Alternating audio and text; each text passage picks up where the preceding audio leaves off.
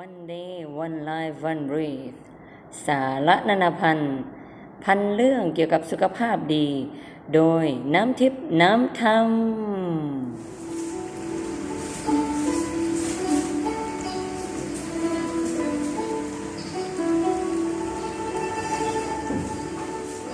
สบายดีทุกท่านมาพบกันอีกน้ำทิพย์น้ำธรรมเนาะมื้อนี้สีมาสานต่อจากเรื่องเมื่อวานนี้เนาะที่เอาว้าวลมและน้ำในลมเล่าไปเกี่ยวกับเรื่องการที่เราจะดูแลสุขภาพของพวกเราเนาะมันต้องมีอยู่สองอย่างสุขภาพกายและสุขภาพใจไปพร้อมๆกันนั่นเองเนาะแล้วเรื่องสุขภาพกายนี่นะเดี๋ยวมื้อนี้สิมาเน้นก่อนว่าเรื่องสุขภาพกายก่อนเป็นอย่างเขาจริงจะให้เขามาดูแลรักษาของพวกเขากายของพวกเขาเนี่ยให้ดีที่สุดเนาะกายป่วยใจก็จะป่วยใจป่วยกายก็จะป่วยนะเพิ่นบอกว่าเฮานี่คือส่วนหนึ่งของธรรมชาติคืออย่างต้นไม้ใบหญ้าก็คือธรรมชาติเช่นเดียวกันถ้าเป็นอย่างนั้นแล้วเนาะพวกเฮาหันกลับมาเบิ่งดูแลสุขภาพคล้ายๆกับเราดูแลต้นไม้เนาะมีการรดน้ำใส่ปุ๋ยเนาะดูแลเทคแคร์ต้นไม้นั้นก็จะเจริญเติบโตและที่สำคัญร่างกายของพวกเราเนี่ย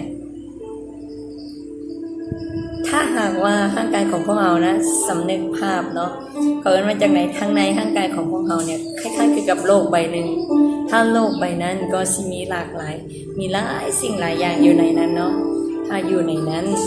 ให้จังไดมันจะสิอยู่ด้วยกันแบบมีสันติเนาะอยู่ด้วยกันแบบเป็นสุขง่ายๆเลยมันเริ่มจากอาหารการกินทุกท่านเนาะมันเริ่มจากอาหารการกินหมู่คู่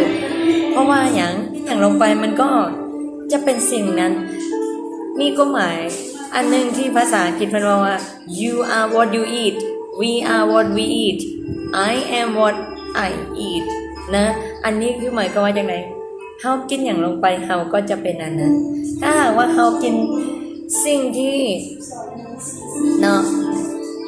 เป็นธรรมชาติร่างกายเฮาก็จะเป็นธรรมชาติและเป็นสีเขียวนะมีหลากหลายเขาอะไรจังไดมีหลากหลายอย่างที่เฮาสามารถเริ่มดูแลได้เนาะเริ่มดูแลตนเองได้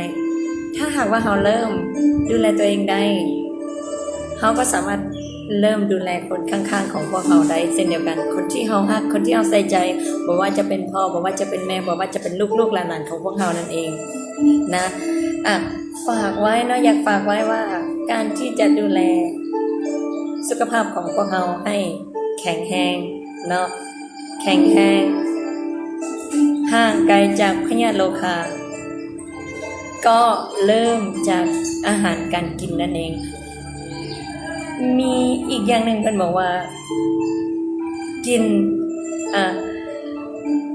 ได้กินเป็นเนาะกินได้อยู่เป็นกินได้ทายเป็นหัวข้อนี้เดี๋ยวน้ำเสียมาเล่าในข่าวต่อไปในคลิปต่อไปเนาะถ้าหากว่าคลิปนี้มีสาระเนาะคิดว่ามันดี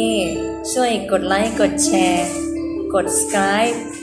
ทางลุ่มเพื่อเป็นกำลังใจให้แก่กันและกันด้วยเด้อขอบใจ